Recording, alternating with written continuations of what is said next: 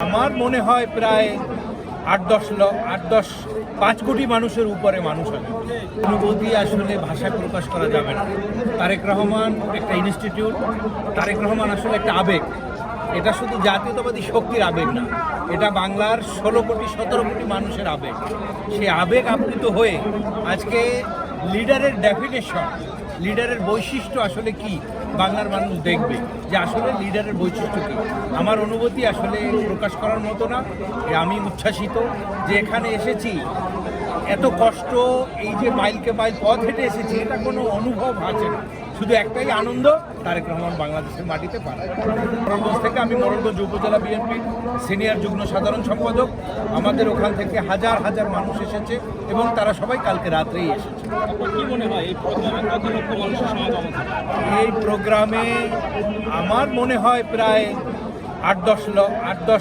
5 কোটি মানুষের উপরে মানুষ আছে।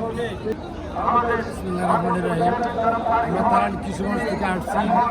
আমাদের নেতা তারেক রহমান দেশে আসছে, এতে আমাদের আনন্দে হচ্ছে গর্বিত।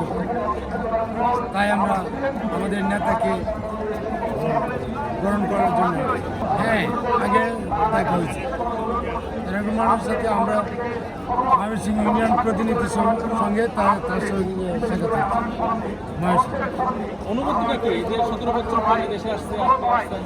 আমাদের নেতা দেশে আসাতে আমরা অত্যন্ত আনন্দিত।